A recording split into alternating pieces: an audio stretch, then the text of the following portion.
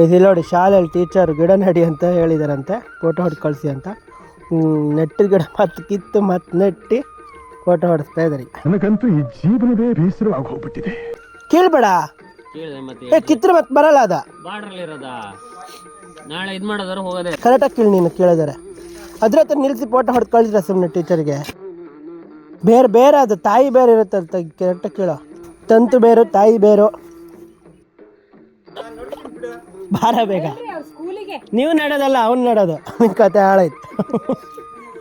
ಟೀಚರ್ಗೆ water ಸಪ್ಲೈಲಿ ಕಳಿಸ್ಬೇಕಂತ photo. ತಂತು ಬೇರೆ ಹೋಯ್ತಲ್ಲಿ. ಹಳ್ಳಿ ಕೆಲಸ ಮಾಡ್ದವಲ್ಲ ಅವು ನಮ್ಮಂಗೆ. ನಡು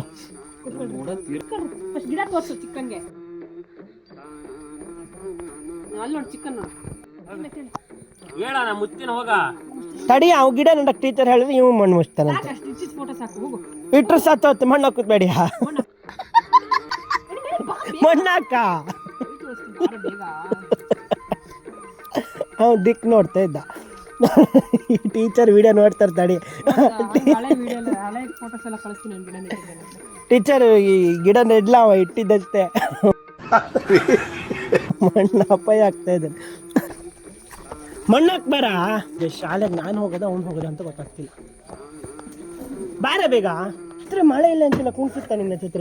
ಗೈಸ್ ರೋಡ್ ಮತ್ತೆ ಅದೇ ಹಣೆ ಬರ ನೋಡಿ. ಈಗ ವರ್ಷದಲ್ಲಿ ಎಲ್ಲರೂ ಬಿದ್ದರೆ ಅವ ಮತ್ತೆ ಸೀದಾ ಬತ್ಲ ಮನೆಗೆ. ಹಾಂ, ಒಂದೇ ಒಂದು ಹುಳ ಇಲ್ಲಲ್ಲ ಇವ ಶಾಲೆ ಇಲ್ಲನಾ ಎಂತ? ನನ್ನ ಛತ್ರಿ, ಶಾಲೆ ಬ್ಯಾಗ್ಗಿಂತ ಛತ್ರಿ ಬೇಕೇನು ಕಮ್ಮಿದ್ದ ತಡಿಯ.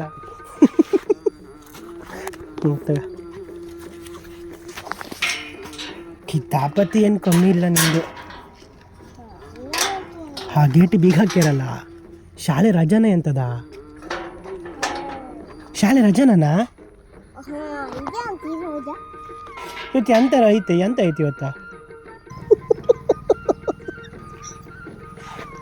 ಗೈಸ್ ಶಾಲೆ ರಜೆ ಕೊಟ್ಟಾರೆ, ಇವತ್ತು ಎಂತ ಐತಿ ಇವತ್ತ?